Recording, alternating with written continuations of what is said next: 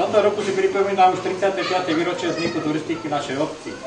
A pravde počítať, tak prvé akcie boli organizované v roku 1974 a 75. Bolo to asi 23 členov, ktorí začali spoznávať nielen Strážovské vrchy, ale i malú Fatru, veľkú Fatru, nízke a vysoké Tatry. Postupne sa odbor turistiky rozrastal o nových členov a dnes nás je 114. A to nie len dospelých, ale i študentov a tých najmenších turistov. Naša činnosť sa uberala tradíciami, ako už viete, že Vianočný výstup na Vápeč, toho roku je 35. ročník.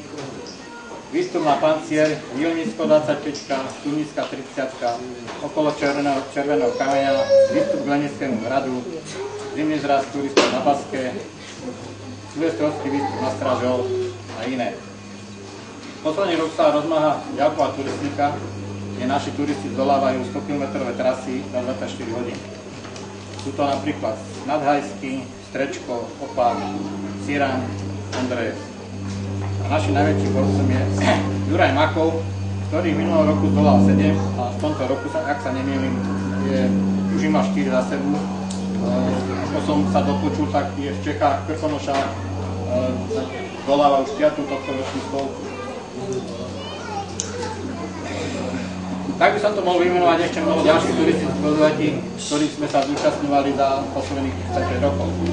Treba spomenúť i brigádickú činnosť, postavenie prístrežka v Doline, v ulicách pri obrázku sme umožnili oddych nielen pre našich členov, ale i pre všetkých občanov Košece a okolitého okolia, ktorí chodia na saláš, radi tam posedieť.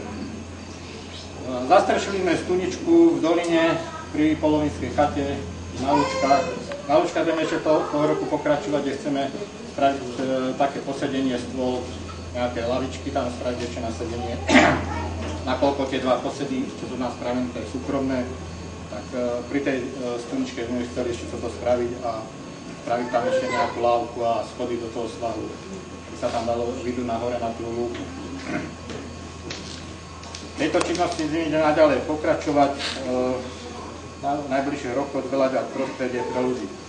Za túto činnosť chcem poďakovať hlavne svojim členom, bez ktorých by som sám nič nespravil, tiež starostovi, poslancom našej obce a sponzorom, ktorí nás finančne materiálne pomohli pri zabezpečovaní týchto akcií.